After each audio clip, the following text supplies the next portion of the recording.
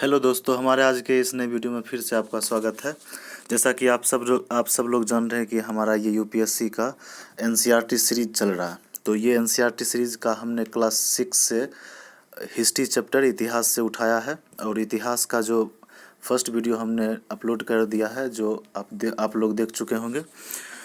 तो आज हम स्टार्ट करते हैं अपने सेकेंड पार्ट का शुरुआत करते हैं। और सेकेंड पार्ट का जो शुरुआत हम लोग करेंगे वो है आज लोग यात्राएं क्यों करते हैं।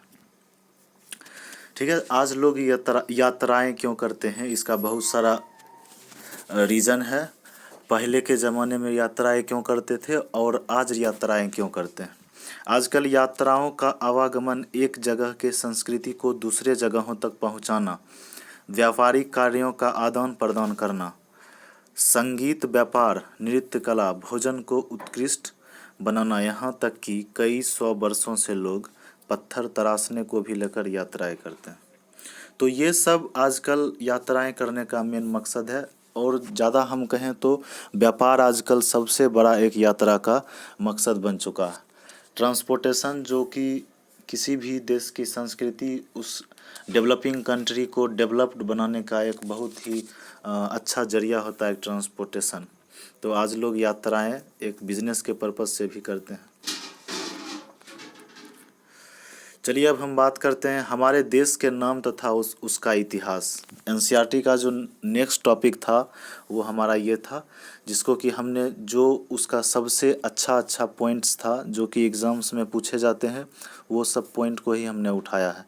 आपको ये एनसीईआरटी सीरीज़ किसी भी स्टेट के पीसीएस में भी काम दे सकते हैं। तो इसको गौर से पढ़ें और देखें। और ख़ास करके उन गांव के बच्चों के लिए जिनको एनसीईआरटी अगर 6 से 12 तक का एनसीईआरटी उपलब्ध नहीं हो पा रहा है, तो वो इस वीडियो के ज़रिए भी अपना एनसीईआरटी का नोट्स बना सकते हैं या फिर इसे सुनकर भी अपना काम चला सकते हैं।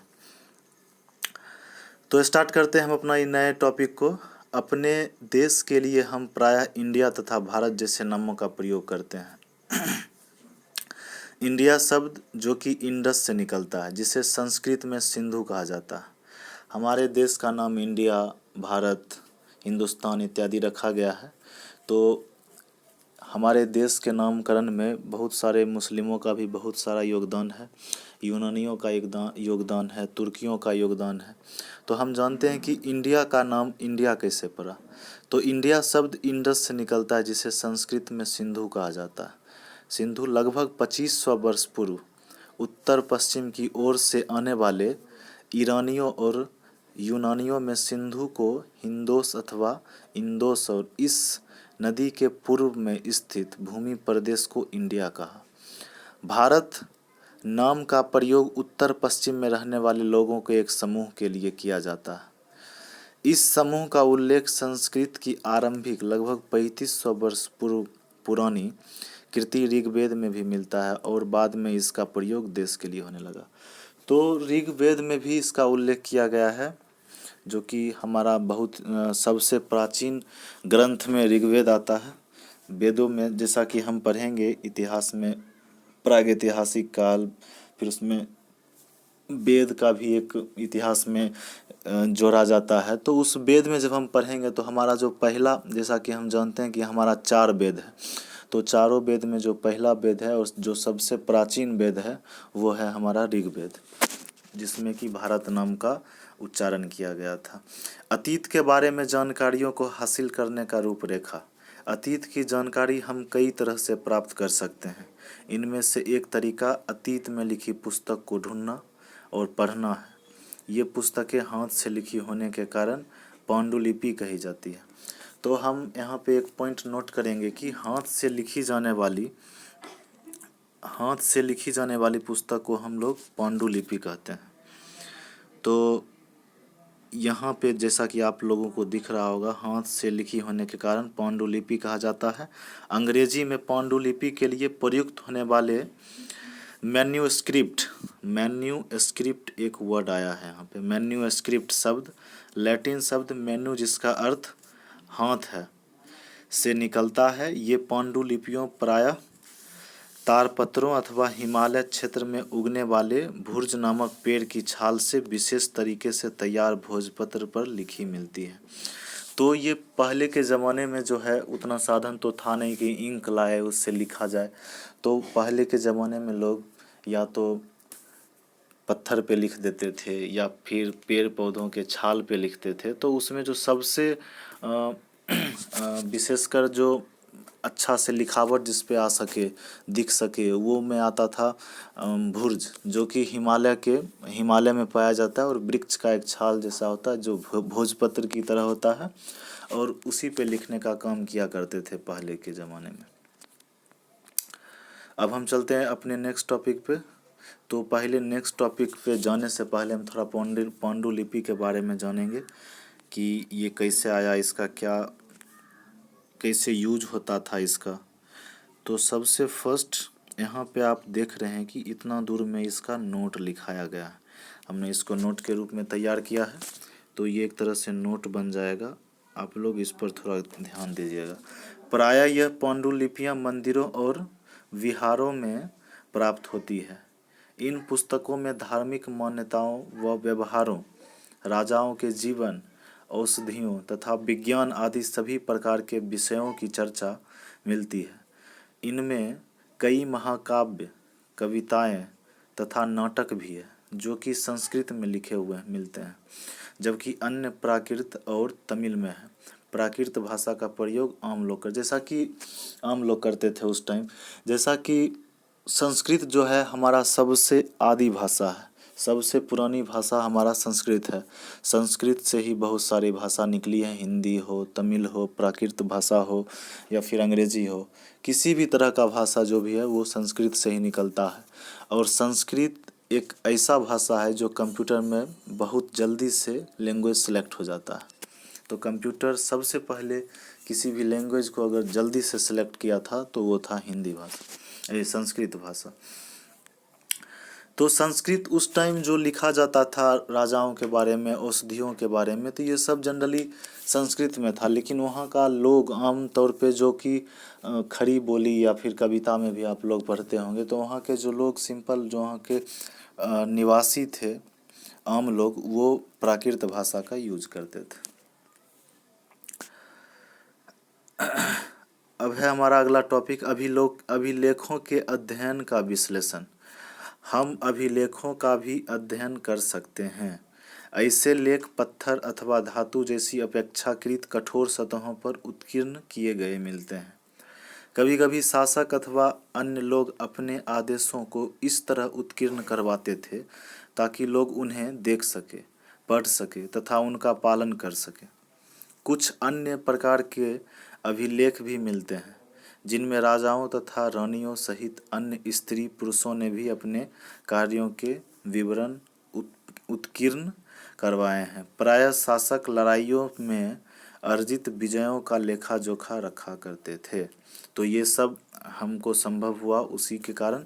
पांडुलिपि पे भी इसका बहुत सारा जो भी लड़ाई होता था या राजा लोग विजय प्राप्त करते थे, उसका वो लोग अपने या फिर लड़ाई में कितना सैनिक मरा है तो उसका विवरण रखते थे, जो कि पांडुलिपि में लिखा जाता था। कठोर सतह पर अगला टॉपिक है कठोर सतह पर लेख लिखवाने के फायदे एवं उसमें आने वाली कठिनाइयाँ। तो ये जनरली कुछ कुछ आपको हो सकता है समझ में ना आए, लेकिन इसको समझने की कोशिश करिएगा। कई वस्तुएं अतीत में बनी और प्रयोग में लाई जाती थी। ऐसी वस्तुओं का अध्ययन करने वाला व्यक्ति पुरातात्विद कहलाता है। जो व्यक्ति प्राचीन वस्तुओं से प्राचीन काल में क्या होता था, किस तरह का संस्कृति था, किस तरह के लोग पहनावा करते थे, किस तरह के खाना खाते थे और उनका बनावट क्या था, तो ये सब जानने वाले लोगों को पुरातात्विद कहा जाता है। इसके बारे में हम अभी तुरंत आगे बात करते हैं, और भी बहुत सारा जानकारी है। पुरातात्विद पत्थर और ईंट से बनी इमारतों के अवशेषों, चित्रों तथा मूर्तियों का अध्ययन करते थे। वे औजारों, हथियारों, बर्तनों, आभूषणों तथा सिक्कों की प्राप्ति के लिए छानबीन तथा खुदाई भी करते थे। इनमें से कुछ वस्तुएं पत्थर, पकी मिट्टी तथा कुछ धातु की बनी हो सकती है। ऐसे तत्व कठोर तथा नष्ट न होने वाले होते हैं। पुरातात्विद जानवरों, चिड़ियों तथा मछलियों की हड्डियों को भी ढूंढते थे। इससे उन्हें यह जानने में मदद मिलती थी कि अतीत में लोग क्या खाते थे। जैसा कि हमने आपको पहले ही बताया कि पुरातात्विद इन सभी बातों पे गौर करते हैं और उस पर रिसर्च करके प्राचीन काल में होने वाली घटनाओं का पता लगाते हैं। अब हम बात करते हैं इतिहासकार का क्या योगदान होता है। इतिहासकार कहते किसे हैं? इतिहासकार उन्हें कहते हैं जो अतीत का अध्ययन करते हैं। अब कुछ नोट्स हमने एनसीईआरटी के पॉइंट्स को लिया है, जो कि अच्छा नोट हमको लगा, तो उसको हमने उठाया है। हमको लगा कि ये एग्ज़ाम में सीधे तौर पे पूछा जा सकता है। स्रोत के प्राप्त होते ही अतीत के बारे में पढ़ना बहुत रोचक हो जाता है, क्योंकि इन स्रोतों की सहायता से हम धीरे धीरे अतीत का पुनर्निर्माण करते जाते हैं। सेकेंड नोट हमने लिया है, अतः इतिहासकार और पुरातात्विद उन जासूसों की तरह हैं जो इन सभी स्रोतों का प्रयोग सुराग के रूप में कर अतीत को जानने का प्रयास करते हैं। तो ये था हमारा कुछ पुरातात्विद, इतिहासकारों और प्राचीन काल के बारे में कुछ अध्ययन। अब हम चलते हैं समय के मानक पे कि प्राचीन काल में और अभी में समय का क्या फ़र्क है, समय का शुरुआत कहाँ से किया गया था, ये सब जानेंगे।